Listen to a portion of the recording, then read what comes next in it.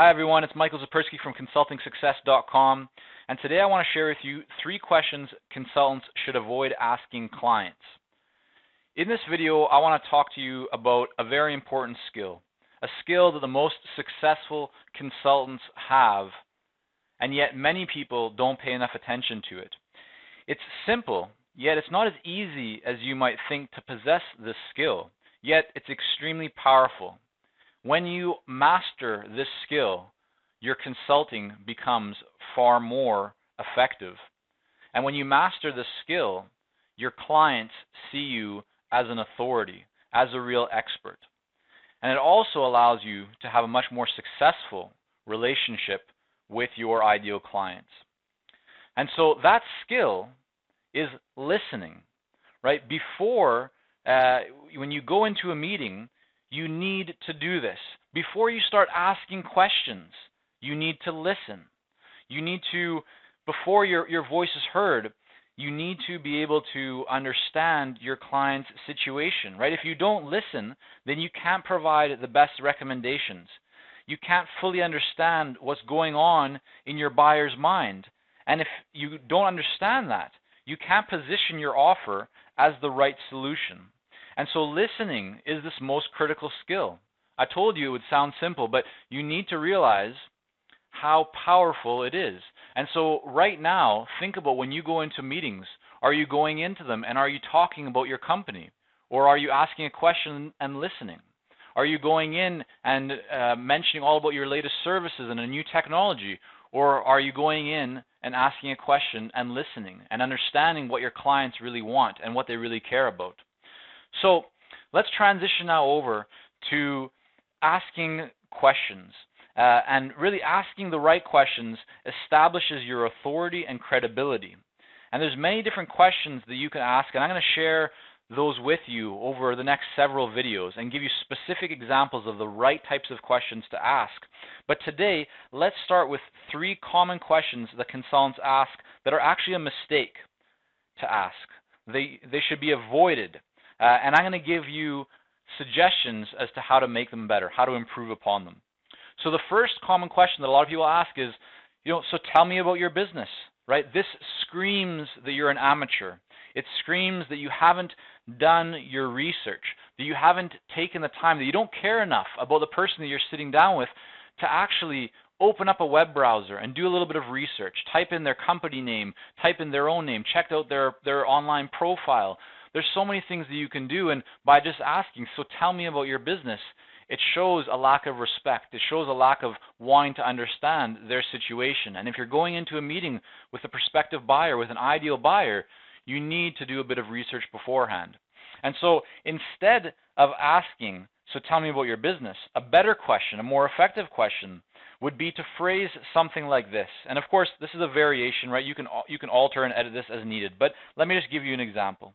And you could say something like, many companies in your market are facing X, right? Whatever issue that is or whatever challenge or problem. Are you also finding that a challenge? Or is there a bigger issue on your mind? Now, this is very powerful because it shows that you understand their industry, right? It's also getting to the heart of what they care most about. But they have the understanding now. They have the perception that you really care about them, that you've done research, that you understand what's going on in their industry. But at the same time, you're not assuming that just because everyone else in their industry is having that issue, that they're also having it. So they now have an opportunity to share with you if there are other things on their mind that are more important to them, or that are maybe more mandated by their board, if that's the type of company that they're part of. But here you really get to understand what is important to them and what they want. And then you can better position your offerings and your services and your recommendations and your advice to talk about what they really care about instead of making an assumption. Now, the next common question that a lot of consultants ask is, who is your target market? Who are you trying to go after? Right? Who is your ideal client here? And this is a very general question. And so because it's such a general question, what it means is you're going to get a very general response. And as a consultant, to make your questions more powerful, to be more effective, you need to ask the types of questions that will give you greater insight into your ideal clients, into the buyer's current situation and what their goals are and what their challenges that they are facing. And so who is your target market will give you a very general response. Instead, you want to ask questions like, can you tell me what your ideal client looks like? And listen to what they describe. You can ask, how old are they? Where do they get their information from? And so these are questions that, again, I'm sharing with you a framework here. This does not need to be the exact same questions that you ask, because it might apply different to what you're doing and the type of consulting that you're working in. But the idea here, and what I want you to take away from this, is that instead of asking very general questions that can only lead to very general responses, you can focus your questions more to provide even greater detail and greater insight and show your client that they really care. Because remember that what happens in the process of you asking questions is that your ideal clients, right, the buyers, then get to explain a lot more. They get to share. They get to communicate what's on their mind. And that in itself is powerful, because they walk away from that experience, or even before they've walked away from that experience, they're feeling much more empowered. They're feeling like you understand where they're coming from and what's going on. And because you've taken the time to do that, because you've asked the right questions, you're positioning yourself as an authority, and they can see that you're someone that really cares. And that sets you apart from all the other people in the industry, from people that are just asking more general questions that don't really seem to care about what's going on in your clients, in your ideal buyer's current situation and what they're mandated to do. So another question you can ask is, what position do they hold, right? When you want to get a better sense of who the ideal client is, you're asking questions to really understand that. Are they a CEO? Are they a VP of marketing? Are they the chief technology officer? Is it a CFO? And where do they get the information from? Which publications do they read? Which events do they attend? How old are they? Are we talking about a younger demographic, an older demographic? And also, when you ask, can you tell me what does your ideal client look like? That allows them to really paint that picture. Are they male? Are they female? What type of demographics do they have? Where are they located? Are they in a certain region? Do they have certain characteristics? So these are the types of questions that I want to encourage you to start asking your clients. Now, here's another big mistake, right? So a consultant goes in and says, well, what's your budget, right? What's your budget for this project? And that assumes that your ideal buyer has a budget, or knows what their budget is, and they might not at the early stage of having a conversation with you. And the other problem, the other issue with asking this question is that you're setting a price tag in their mind. If you're already setting, let's say, $50,000 for the project, well, before you even had a chance to get deeper into the conversation, to really understand the value of what's going on, by really focusing on just price, you're now position yourself as more of a commodity. And also, you're not allowing room for growth within. If you can provide a solution that might be worth $150,000 to your client in terms of what your fee could be, because you're going to be providing them with a $900,000 return, then that right now you'd be losing on that, right? If you come up with a price too soon, if you jump to that without fully understanding everything else that's going on, you're really putting yourself into a corner. And your ideal client here might not have an idea of what their budget is, or they might put out something too small in terms of numbers, and that might be then set in their mind. So instead of that, I want to encourage you to ask a question to really understand, what is the value of one new client to you?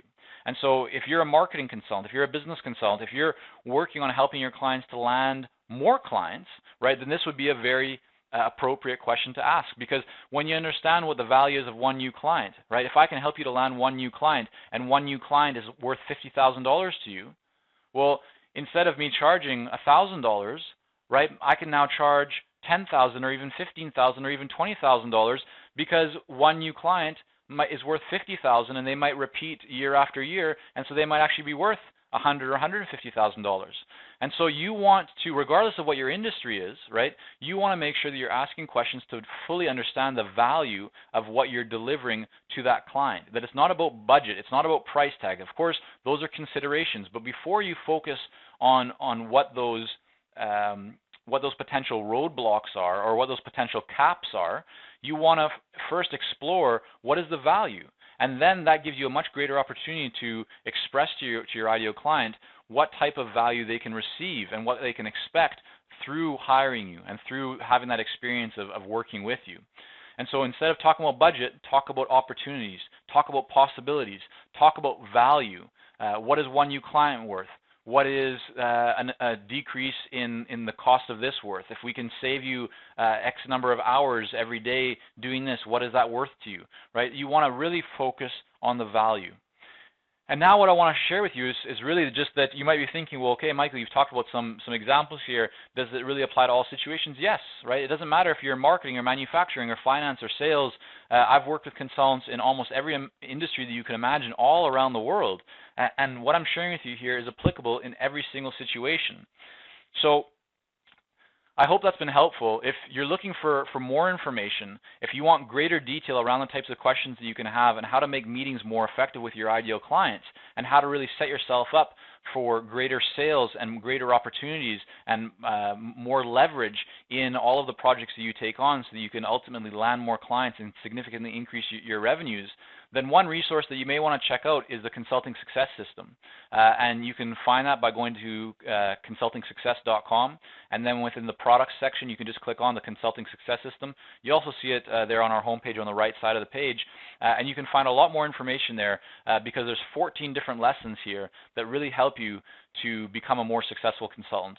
They give you the framework and the groundwork so that you can really establish that to better position yourself as an authority in the marketplace and to really to set yourself as a much more successful consultant with the right tools, with the right strategies so that you can more confidently go into meetings with your ideal clients and win more business.